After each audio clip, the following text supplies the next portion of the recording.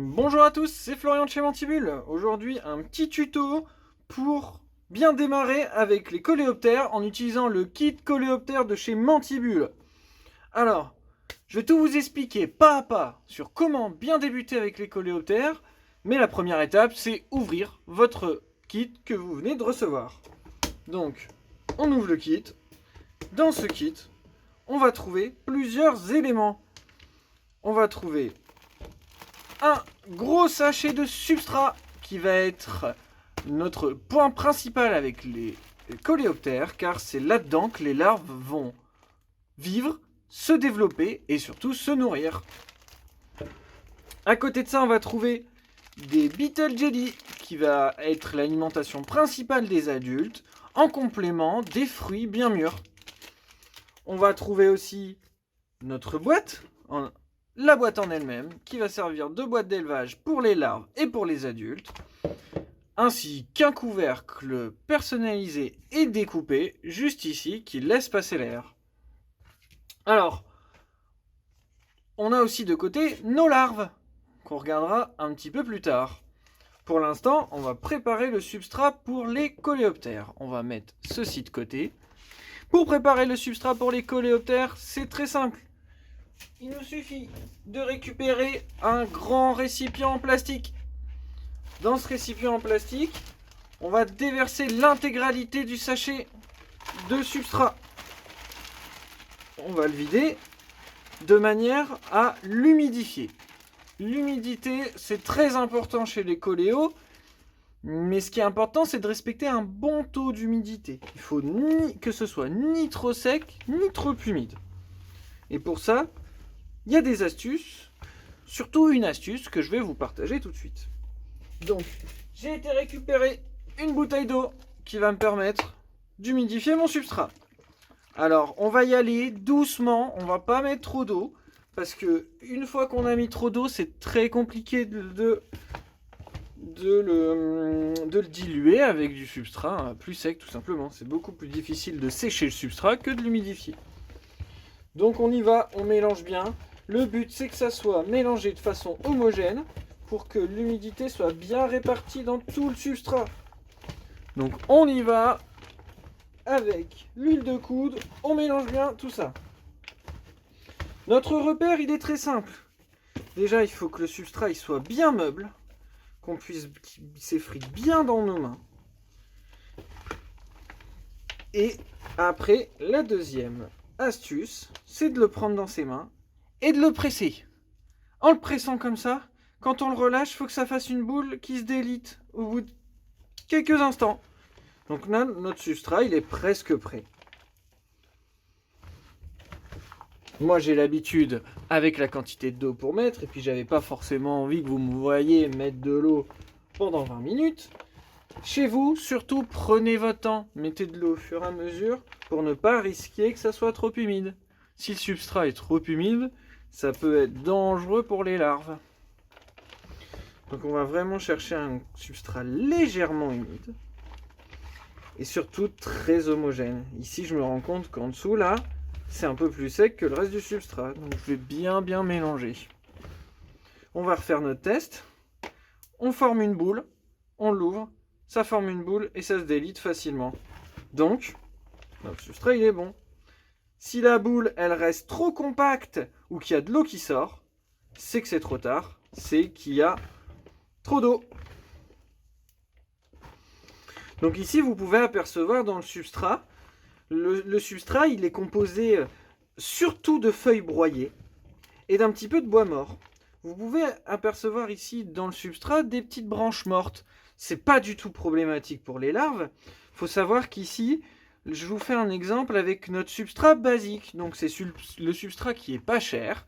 Et donc il y a un petit peu plus de présence de branches et de gros morceaux de feuilles, ce qui n'est pas du tout problématique pour la plupart des cétoines.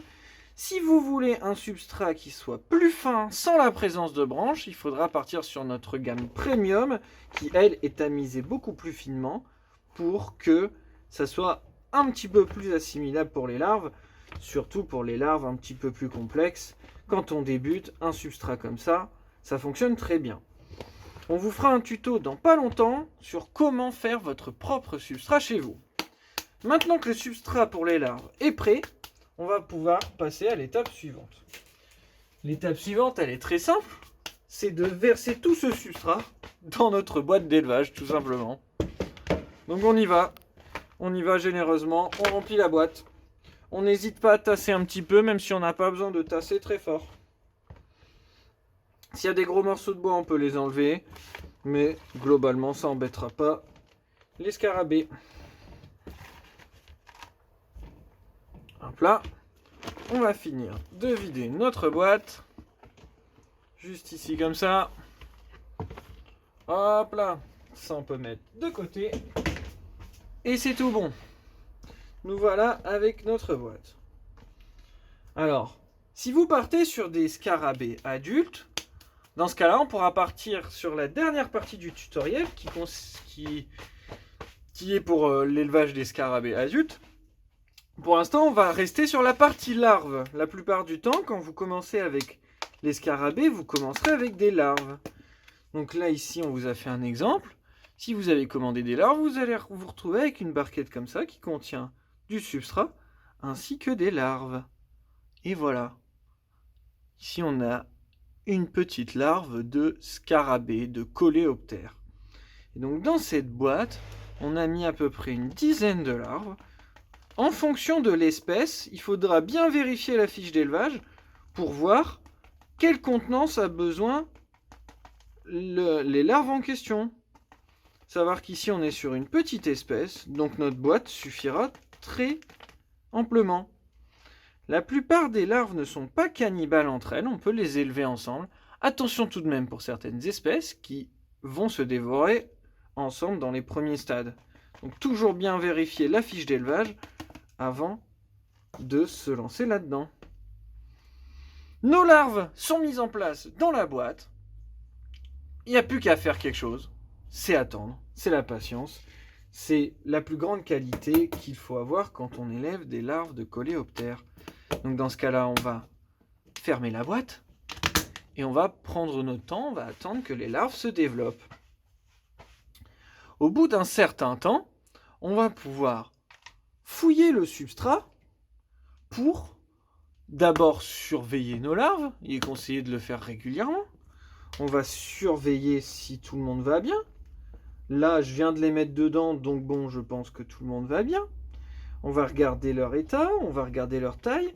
On va regarder si dans le substrat, on a des crottes. Ici, toutes les petites billes qu'on peut apercevoir juste ici, on peut apercevoir quelques billes, ce sont des crottes. Si le substrat il est beaucoup trop chargé en déjection, à ce moment-là, il faudra le renouveler avec du substrat neuf. À partir d'un certain moment, vous allez pouvoir observer dans votre substrat des petites boules comme celle-ci. Des petites boules de terre comme celle-ci. Donc vous allez fouiller et vous allez tomber sur des petites boules comme ça. Ces petites boules s'appellent des coques. Ce sont les larves qui les forment elles-mêmes, qui permettent de protéger le scarabée pendant qu'il se métamorphose. Donc on va les trouver dans le substrat, on va les sortir du substrat, puis on va les poser au-dessus du substrat pour que ça soit plus facile pour elles de sortir. On fait attention de bien les déposer dans la position dans laquelle on l'a trouvé, et on fait attention de les manipuler avec précaution car les coques sont fragiles et on risquerait d'abîmer un scarabée qui n'est pas encore transformé ou alors d'embêter une larve pendant qu'elle se transforme, ce qui peut conduire à la mort de la larve malheureusement. Donc une fois qu'on a nos coques, soit on les laisse au-dessus du substrat se transformer tranquillou, soit on les met à part. On peut aussi les mettre dans une petite boîte avec un fond de substrat pour mieux observer les scarabées qui sortent.